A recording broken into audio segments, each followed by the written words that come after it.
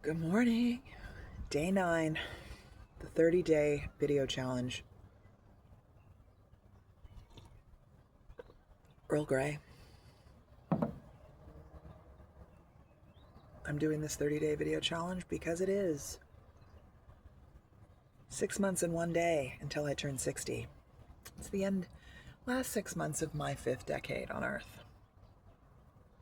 The only 5th decade I'm going to have. Check this out, man. I've got a bump. I've got a poof. Just took a shower. Enjoy my hairdo. I'm going to state the goals again because I'm going to have to do a whole video about this, about the lack of self-love and the difficulty. It's a beautiful, warm, buttery day today. No need for my blankie today. Matter of fact, I'm going to the beach even though I have too much stuff to do. I'm 3 days behind posting. I've got all the videos that I just haven't posted them all yet. I'm going to restate the goals because I think I just need to do that every day until I get damn sick and tired of hearing it and I actually go and do something about it. So the 4 goals. Number 1 is to cultivate an inner environment, an inner energy. As soon as I start talking about this goal, it's like, void is here straight away. It's just, I think it's telling me. This one is the reason why you fell to Earth. I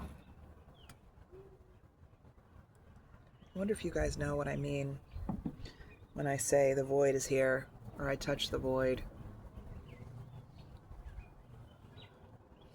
It's that thing. It's not a thing, it's that one. Let's call it the one. Anyway, goal number 1 is to cultivate that inner energy. Thank you. That creates a field around me that when people come into my field, they experience grace. That is the hardest goal, the number 1 goal, and the loftiest goal. Because once again, I am a salty bitch. You can see I have resting bitch face. That's like, I'm happy right now. I totally have resting bitch face, man. It's terrible. Number 2, surf again. Regain my physical strength so I can surf again. Number 3, establish my residence on the beach in Guerrero, Mexico and get my Mexican citizenship. And number 4 is to go to Morea, most preferably with my daughter. That's my dream. But regardless, she may not want to go, you know, to swim with the humpbacks in French Polynesia. Those are the 4 goals right now. I have a 5th goal that I need to do an entire video about. I don't know if it's a goal, a yearning. I would call it a yearning. A yearning unrequited that has followed me since I was about 9 years old. I think that video is coming up next. It's a big one. Anyway, those are the 4 goals. And today I want to talk about happiness because I saw this video with Philip Seymour Hoffman, the actor.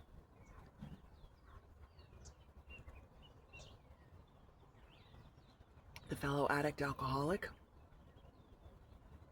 I am an addict alcoholic with 21 years, well, 20, almost to the end of my 21st year of sobriety. Anyway, it was this video that I saw with Philip Seymour Hoffman talking about happiness. So I want to talk about happiness for a few minutes. He was saying how happiness is not pleasure, right? Because he and many of us, we destroy pleasure by overdoing it constantly, whether it's food, sex, shopping, whatever, eating. So happiness is not pleasure. And then he went a little bit deeper and he said, when he analyzed his whole life to look for moments of happiness or what defines happiness for him, he said what he arrived upon was his 3 children. And when he observed them enjoying each other,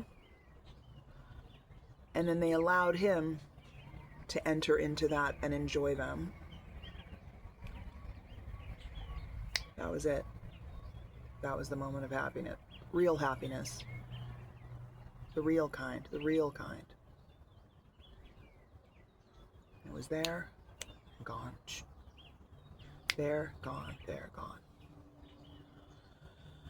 I resonate with that very much. And what he said was the happiness is being with your children, looking at them, and recognizing they're okay.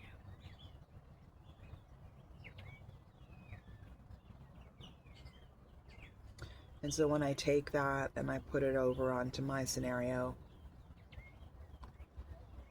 and any other parent who has an autistic child or a child with mental illness,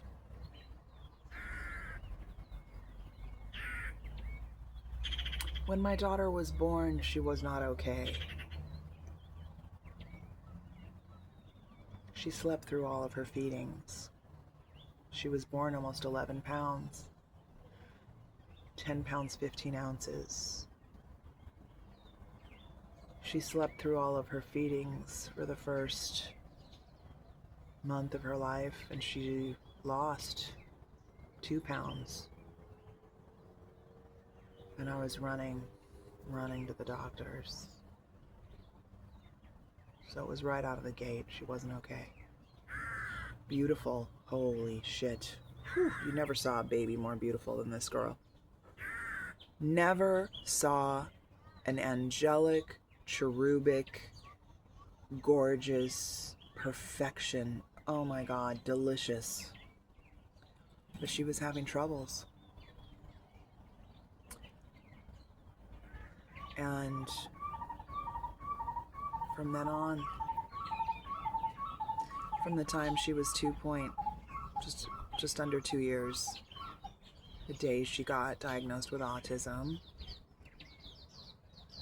she's never been okay. And therefore, I don't think I've ever been happy since then. There's moments of relief, from the despair.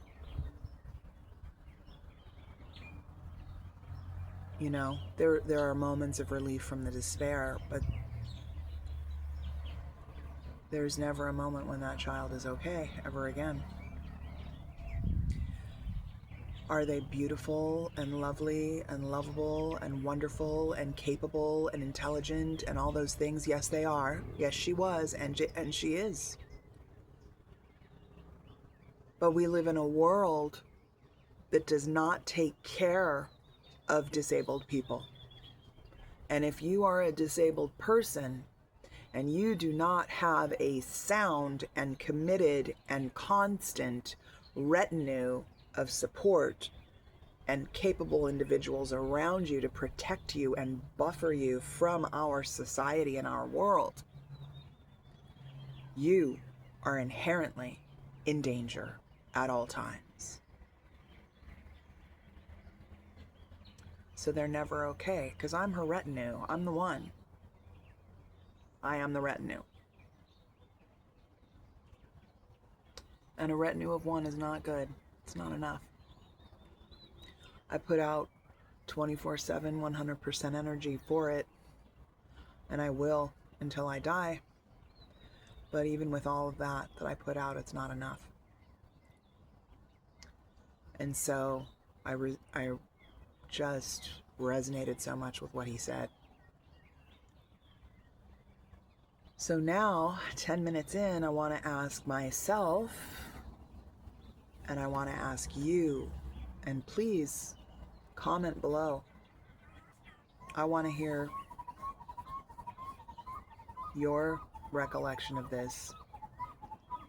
I'm going to ask myself,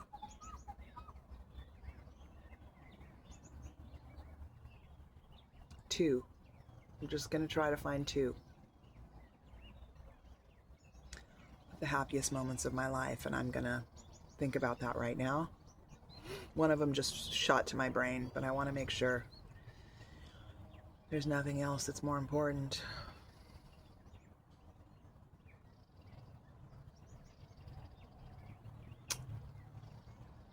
One of them just flew in. It's gonna come out. It's definitely gonna go up there. And then let me start with number one. Okay, I'm vegan now. Okay, I'm a vegan animal rights activist. If you hate me and you need to go away for that, it's totally fine. I love you to death. Anyway, I love you. So, but that's who I am. And before I became a vegan animal rights activist in my mid-20s, I had possession of an Arabian horse named Dzahad. And I was raised as a horse person. I was on horseback in Topanga Canyon in California when I was 2. So I started from a young age. I've always been an equestrian. Not dressage, trail and endurance, not dressage. So Dzahad was my horse right after I graduated college, and I went to do my first job out of college in Marin County, just north of San Francisco. And I had Dzahad up in San Geronimo Valley. That's where he stayed. And so, you know, I would go see Dzahad and ride Dzahad and groom Dzahad and spend time with Dzahad. A very, very slick and streamlined little Arabian. Gorgeous. Chestnut. Beautiful horse. And there was one day we had together. I don't know if any of y'all are familiar with San Geronimo Valley, but it's pretty stunning. Naturally beautiful place. Wilderness. Little town, but 99% wilderness, and very horsey place. Right on the ocean. Right by the ocean. So Dzahad and I had this ride one day that went forever.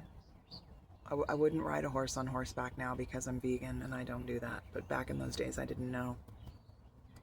We had a great relationship, but no one should be riding on horses' backs. But anyway, that's a tale for another time. Dzahad and I went out at probably like 9, 10 in the morning, and we rode through the mountains just balls out. Balls out. This is a horse that absolutely loved to run. And we ran that day. I will never forget this day. My whole life, I won't forget it. And we ran. I don't know. We probably ran 50 miles. We ran and ran and ran. Round trip, it was probably 50, 60 miles, 70 miles all in all. We were out all day. But we ran and we ran and we ran up the mountain through the hills, and we ran in the pine trees and the sun and the rock, you know, the same kind of sky and the birds and the sun and the breeze, and And Dzahad and I just running. Every muscle in my body was completely engaged. Every muscle in his body was completely engaged. And we were just balls out. And I didn't know where I was going because we were going so far. I mean, I was just going. I just wasn't going to rein him in. We were just going to go. It was his show. So we ran. Trotted, ran. And we got to this lake, a very big lake. Halfway through, a few hours later. And I got off, I dismounted. Dzahad was just right there, drinking his water at the lake. And I laid down on the shore of the lake, the beautiful afternoon sun. And Dzahad just stood there drinking. And then Dzahad, I was looking up at the sky, and Dzahad was just looking around, huffing and puffing and drinking and puffing and looking around. We stayed there for about an hour, just chilling. That was a full day. We didn't get back until just before sundown. That was a full day and a full experience of nothing but joy.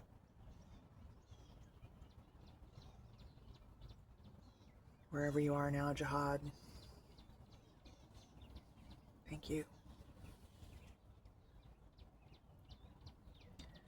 That was a long experience, so I'm not going to look for another happy experience. There are not many.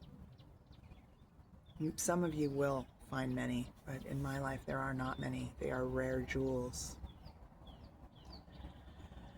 So where does that leave me with all this?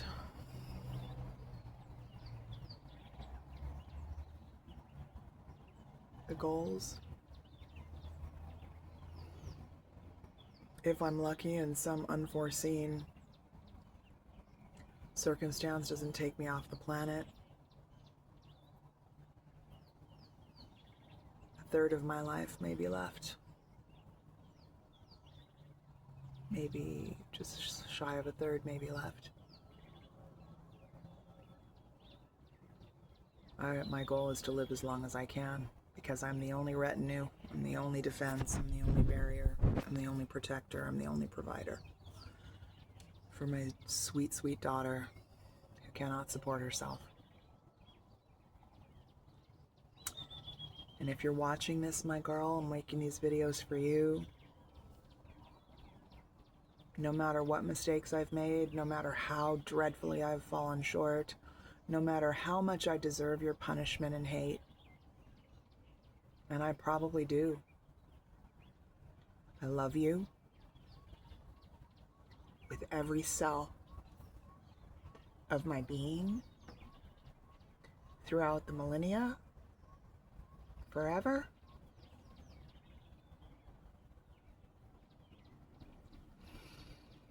I absolutely adore you, girl. And you are so worthy of love, and you are love.